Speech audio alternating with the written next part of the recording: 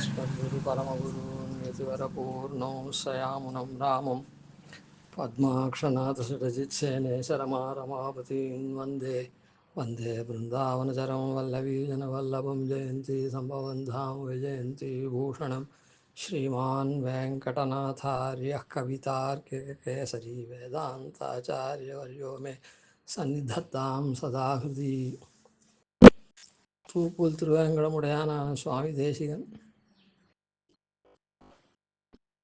மிகுந்த பெருமை உடையவர். அந்த பெருமையில் அவருக்கு எப்போவுமே ஒன்றி இருக்குது, விட்டு பிரியாத மன்னி இருக்கிறது அப்படின்றத பார்க்குறோம்.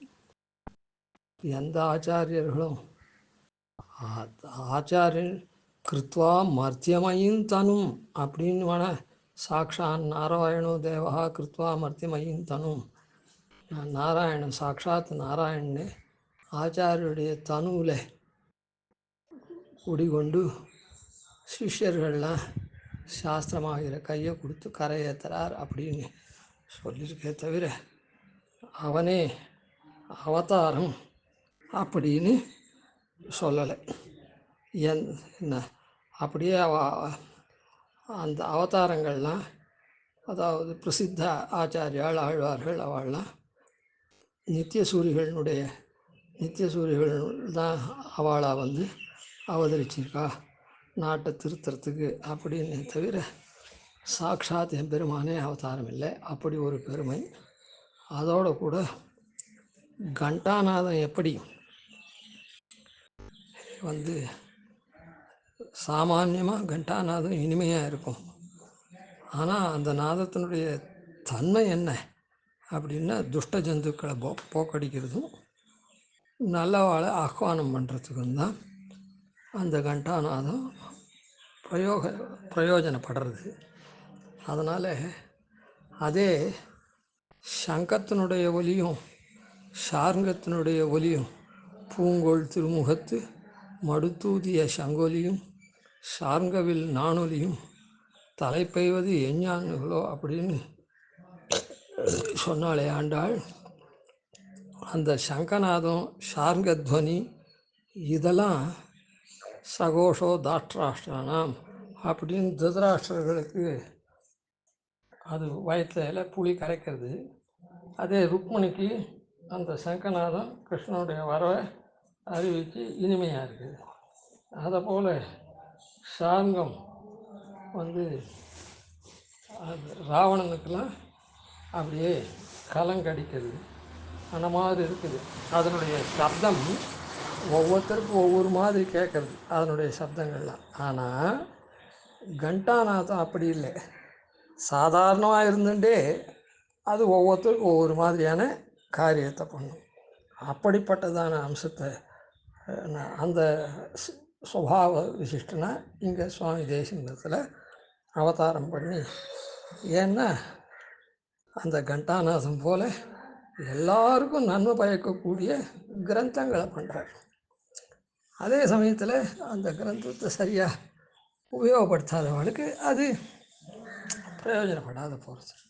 அதுபோல் நம்ம இடத்துல அதை உபயோகப்படுத்துகிறவர்களுக்கு முதல்ல அகங்காரம் அகங்காராதிகள்லாம் கழிக்கிறது, துஷ்டத்தன்மையெல்லாம், அப்புறம் பெருமாளை பிராபிக்கக்கூடியதான தாசத்வாதிகள்லாம் கொடுத்து எல்லாம் படிப்படியாக பண்ணுறது அந்த மாதிரி இருக்குது. அது அப்படிப்பட்ட அவதார விசேஷம். அதுக்கப்புறம் பாலப்பிராயத்தில் நடாதுருமாள் பிரதிஷ்டாபித வேதாந்தா பிரதீட்சித்த பகிர்மதா பூயாஸ்த வித்தியமானியஸ்தம்னு சொன்னார். அதே கடைசி காலத்தில் அந்த மாதிரியே அவர் இருந்தார், பூரி கல்யாண பாஜனம்னு. அதே அப்படி இருந்தார் அப்படின்னு சர்டிஃபை பண்ணுறான்னு சொல்கிறோம். அந்த மாதிரி பெருமாள் பிராட்டி பாகவதாள்னா வேதாந்தாச்சாரியம் சர்வதந்திர சுதந்திர கவிதார்க்கேசன்னு அப்படியே முத்திரையிட்டு அறுதிட்டு லோகத்தில் கொண்டாடினான். ஆனால் இது பாலப்பிராயத்தே இல்லை. தேசிகன் அவதரிக்கிறதுக்கு முன்னமே பாஷ்யக்காரரே இந்த சம்பிரதாயத்துக்கு பிரதான பிரவர்த்தகராக நாயக ஸ்ரீயாக இருக்கக்கூடிய பாஷ்யக்காரரே இவருடைய அவதாரத்தை சூச்சிப்பிச்சிருக்கார். அது எங்கேன்னா ராமானுஷன் முத்தந்தாதியில் இவரை பற்றி சொல்கிறது. ஆரம்பத்திலேயே பாஷ்யக்கார ஸ்தோத்திரம் பண்ணிச்சவே பாஷ்யக்காரருக்கு பல்கலையோர் தாம் மன்ன வந்த ராமானுஷன். ஏன்னா என்ன பாஷ்யக்காரருக்கு அதனால் ஏற்றமா அப்படின்னு சொன்னால் ஏற்றம்தான். ஒரு தனவான் இருக்கான், அவன் தானம் கொடுக்குறத உபயோகப்படுத்துருவா. அந்த தனத்தை உபயோகப்படுத்துகிறவா இருந்தால் தானே. ஏழையாக இருக்கணும்னு அவசியம் இல்லை. நல்லத்துக்கு உபயோகப்படுத்தினான்னா அந்த மாதிரி உபயோகப்படுத்தக்கூடாம ஒருத்தன் ஒரு பெரிய மட்டம்னா சாத்திராலயம், சிஷ்யர்கள்லாம் படிக்கக்கூடிய இடம், ஒரு காலேஜ் ஒன்று கட்டுறான் அப்படின்னு சொன்னால் இந்த காலேஜில் படித்தா தானே இந்த காலேஜுக்கு பெருமை. யாருமே வரலன்னா அப்போது இவன் பணமும் பிரயோஜனம் இல்லை, அந்த கட்டின காலேஜும் பிரயோஜனம் இல்லை. அதுபோல் ஸ்ரீபாஷ்யக்காரர் சித்தாந்த ஸ்தாபனம் பண்ணாரே, ராமானுஜ சித்தாந்தம் அப்படின்னு பிரசித்தி ஆறா மாதிரி ஏற்கனவே பூர்வத்தில் இருந்த சித்தாந்தம் தான். அது பண்ணாக்கா அதை யார் இது பண்ணுறா, அதை கொண்டாடி அதை பின்பற்றி பயன்பெறா அப்படின்னா பல்கலையோர் தாம் மன்ன வந்த ராமானுஷன் அப்படின்னு பல்கலையிலையும் வல்லவராக இருக்கக்கூடிய, சர்வ தந்திரத்திலையும் எல்லா கலையிலையும் சுதந்திரராக இருக்கக்கூடிய பல்கலையோர் அப்படின்னு கொண்டாடக்கூடிய சுவாமி தேசிகன் மன்னி இருக்கார். ஸ்ரீபாஷ்யக்காரரை விட்டு எங்கேயுமே அவர் இன்னண்டா இது பண்ணலை. யதீஸ்வர சரஸ்வதி சுரபிதாச அப்படின்னும், யதீஸ்வர பாரதி ரசபரேண நீத்தம் வயான்னு நிர்விஷ்டம் யதி சார்வம் ஆவிர்த்தி பிரியவனு நிர்தூத அப்படின்னு இப்படியெல்லாம் எப்போவுமே பாஷ்யக்காரருடைய பாஷ்யக்காரருடைய சீசூக்தினாலேயே அவர் வாழ்ந்து இது பண்ணவர். அதனால் தாம் மன்ன வந்த ராமானுஷன் அப்படின்னு மன்னி இருக்கு. அதனால் அங்கே சொல்லப்பட்டது. அதுக்கப்புறம் இந்த வேதாந்தாச்சாரியர், வேதமார்க்க பிரதிஷ்டாபனாச்சாரியர்னு பெரிய பெருமாளும் அதுக்கு முன்னே நடாதுரம்மாளும் சொன்னாலே அந்த விஷயத்தை ராமானுஷன் புகழோதும் நல்லோர் மறையினை காத்து இந்த மண்ணகத்தை மன்ன வைப்பவரே, ஸ்திர பிரதிஷ்டிதம் பண்ணக்கூடியவராக இருக்கார். மறையை காத்து அதை வேத மார்க்கத்தை பிரதிஷ்டாபனம் பண்ணுறார் அப்படின்னு ஸ்பஷ்டமாக சொல்லியிருக்கு. இதில் பல பெரியோர்களே பொதுவாக எல்லாரும் சொல்லாமல் இருந்தாலும் இங்கே சொன்னபடிக்கு பூர்ணமாக லட்சியபூத்தராக இருக்கிறது சுவாமி தேசிகன். அதனால் அந்த இடத்துல இறைவனை காணும் இதய திருளை போக்கடிச்சா அவரிடத்துல அந்த பூத திருவிழித்தாள்களிடத்துல ராமானுசன் இது பண்ணார். அந்த ராமானுசன் திருவடியை இவர் இது பண்ணி வேத மார்க்கத்தை அப்படியே ஸ்தாபனம் பண்ணார். மறையினை காத்து மன்ன வைத்தார் சுவாமி. அதனால் நடுநாயகமாக இருக்கக்கூடிய ஆச்சாரிய பங்கிக்கு நடுநாயகமாக இருக்கக்கூடிய ராமானுசன் அப்படின்னு சொன்னால், ஒரு ஆச்சாரிய ஆரம் இருக்குதே, அந்த ஆரம் மிளிர்றது ஒவ்வொன்றுத்தினாலையும் ஒவ்வொரு இதனாலையும் மிளிரும். அதில் இருக்கக்கூடிய பதக்கங்கள்னாலையும் அந்த நடுநாயகமாக இருக்கக்கூடிய பதக்கத்தினால ரொம்ப நன்னா மிளிரும், சுவாபாவகமாக இருக்கும். அந்த மாதிரி அந்த ஆச்சாரிய பங்கியினுடைய திருவுள்ளத்தை பாஷ்யக்காரர் நன்னா வெளிப்படுத்தியிருக்கார். அதனால்தான் சுவாமி தேசிகன் ரகசியத்திரேசார ஆரம்பத்தில் ஆபகவத்த பிரதிதாம் அனகாம் ஆச்சாரிய சந்ததி வந்தே மனசி மமயத் பிரசாதாத் வசதி ரகசியத்திரேசாரம். இந்த ரகசியத்திரேசார என் மனசில் அதான் குடிகொண்டு இருக்கணும்னு சொன்னால் ஆச்சாரியனுடைய இல்லை, ஆச்சாரிய சந்ததியும் அவளுடைய யத் பிரசாதாத், அப்படிப்பட்ட சந்ததியினுடைய ஆச்சாரிய சந்ததியினுடைய பிரசாதத்தினால்தான் இது மனசில் குடிகொள்ளும் அப்படின்னு சொல்லி. அதனால் அப்படி இருக்கக்கூடிய அந்த ஆச்சாரிய பங்கி அதனுடைய நடுநாயகமாக இருக்கிற பாஷ்யக்காரர் திருவுள்ள பத்தினத்தினால அந்த ஆச்சாரிய பங்கி மொத்தமே சுவாமி தேசிகனை உடைய அவதாரத்தை இந்த மாதிரி குறிக்கொண்டிருக்கு. அடுத்த பாட்டில் மன்னிய பேரிருள் மாண்ட பின் கோவலுள் மாமலராள் தன்னொடு மாயனை கண்டம காட்டும் தமிழ் தலைவன் பொன்னடி போற்றும் ராமானுஷன். அதாவது திருக்கண்டேன் பொன்மேனி கண்டேன்னு திருக்கோவலூரில் பாடினரே, தமிழில் ஸ்பஷ்டமாக பாடினதுனால தமிழ் தலைவன் விருது வாங்கின பெயாழ்வார் அவருடைய பொன்னடியை போற்றக்கூடிய ராமானுஷன். அதனால தான் ராமானுஷன் எல்லாரும் கலங்கரா இன்னமும் அத்தியாபி. ஆனால் பாஷ்யக்காரர் சுலபமாக எல்லாருக்கும் புரிகிற மாதிரி வார்த்தையாக சொல்லியிருக்கார். எம்பெருமானை சொன்ன விடங்களெல்லாம் பிராட்டியும் சொல்லிட்டாம் அப்படின்னு பாஷ்யக்காரர் சாட்சியிருக்கார். இது எப்படி தெரியும் அப்படின்னா எங்கே சொல்லியிருக்கார் பாஷ்யக்காரன்னா, எம்பெருமானை சொன்ன விடங்களெல்லாம் பிராட்டியும் சொல்லிட்டாம் என்ற உடையவர் வார்த்தையை ஆச்சான் பக்கலிலே நஞ்சியர் கேட்டு சங்கிரகித்தார். இதே அதாவது நஞ்சியர் சாட்சியிருக்கார். ஆச்சான் எம்பெருமானாருடைய வார்த்தை பிராட்டியை சொன்ன இடத்தெல்லாம் பெருமாளை சொன்ன இடத்தெல்லாம் பிராட்டியும் சொல்லியிருக்குது அப்படின்னு அர்த்தம். பெருமாள்னு சொன்னால் பெருமாளை மாத்திரம் சொல்லலை, வேதாந்தங்கள்லாம் பிராட்டியும் சேர்த்தே தான் சொல்கிறதுன்னு அர்த்தம். பெருமாள்னு சொல்லிட்டா அதில் பிராட்டி சொன்னாலும் சொல்லாட்டாலும் பிராட்டியும் சொன்னதாக தான் அர்த்தம் அப்படின்னு. அதை பட்டரும் தது அந்தர்பாவாத்து துவாம் ந பிரதக் அபிதத்தே ஸ்ருதிரபி. ஸ்ருதியில் கூட அம்மா உன்னை சொல்லலைம்மா தனியே, ஏன்னா நீ அவனோட அந்தர்பாவமாக இருக்கிறதுனால பிரித்து சொல்லலை அப்படின்னு அவரும் ஸ்பஷ்டமாக சொல்கிறது.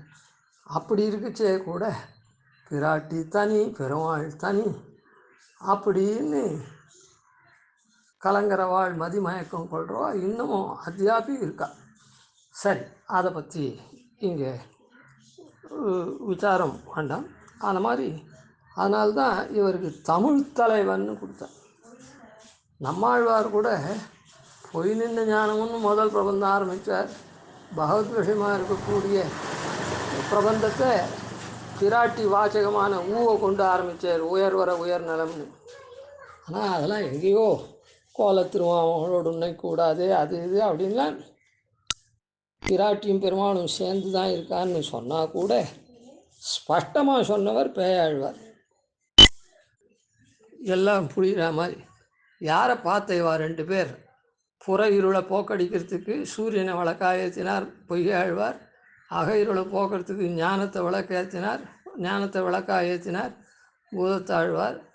இப்படி ரெண்டு இருட்டும் போனா விட்டு புற இருளும் அக இருளும் மன்னிய பேரிருள் மாண்டபின் கோவலுள் யாரை பார்த்தார்? மாமலராள் தன்னொடு மாயனை அப்படின்னு கண்டமை. அதனால் பிராட்டியோடு கூடின பெருமாளை தான் பார்த்தேன். முதல்ல நாராயணனை பார்த்தேன், அப்புறம் மார்பில் பிராட்டியை பார்த்தேன்னு சொல்லலை. அந்த வியாக்கியானம் பண்ணின பெரியவாச்சான் பிள்ளை கூட என்ன சாட்சியிருக்க, திருக்கண்டேன் பொன்மேனி கண்டேன்னா திருவை கண்டார், திருவனுடைய ஆசனத்தை பார்த்தார் அப்படின்னு. அதனுடைய அவதாரிகையில் சொல்லச்சே முதல்ல இருக்கவர் உபய விபூதிநாதன் சொன்னார் பொய்யாழ்வார், பூதத்தாழ்வார் நாராயணன் அப்படின்னு சொன்னார். ஒரு பொருள் நமக்கு புலப்படுத்தே ஒன்று ஒன்றா புலப்படுறது. முதல்ல உபய விபூதி நாயகன் புலப்படுறது, ஏன்னா வெளிப்பொருள் மொத்தம் தெரியுறதில்ல, அதை மொத்தம் உடலாக கொண்டு பெருமாள். அதுக்கப்புறம் அகப்பொருளாக இருக்கிறது நாராயணன் அப்படின்னு ரெண்டாவது தெரிஞ்சு. மூணாவது ஸ்ரீவிசிஷ்டன் என்றார் அப்படின்னு சொல்கிறார். அதாவது அந்த வழக்கேற்றின உடனே முதல்ல உபய விபூதிநாதன் அப்படின்னு தெரிஞ்சுது, அப்புறம் நாராயணன்னு தெரிஞ்சுது, ஸ்ரீவிசிஷ்டன் அப்படின்னு. அதனால தான் திருக்கண்டேன் பிராட்டியை கண்டேன், பிராட்டியினுடைய ஆசனத்தை கண்டேன் அப்படின்னு சொன்னார். அதே முடிவுலேயும்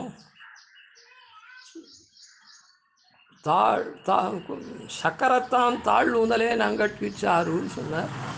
அங்கேயும் சாரு தேனமரும் பூமேல் சிறு அப்படின்னு 2 பேரையும் உபாயமாக சொன்னார். சரி, இப்படியெல்லாம் சொன்ன அந்த பெரியா பேயாழ்வாரிடத்தில் ஈடுபட்ட ராமானுசன் அன்பு பூண்டவர் தாழ் சென்னியில் சூடும் அப்படிப்பட்ட பிராட்டியோடு கூடின பெருமாளை பாடின பேயாழ்வார் இடத்துல திருவடியில் அசஞ்சலமான பக்தி வச்ச ராமானுசனுக்கு அன்பு பூண்டார் இருந்து அவருடைய திருவடியை தலையில் வகிக்கக்கூடியவர்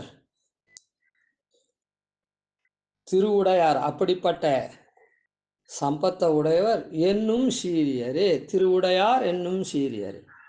திருவுடையார்னா லக்ஷ்மி சம்பத்தை உடையவர். லக்ஷ்மணம் லக்ஷ்மி சம்பன்னகான்ற மாதிரி அந்த லக்ஷ்மின்ற என்ன எல்லாத்துக்கும் உறைவிடமானது.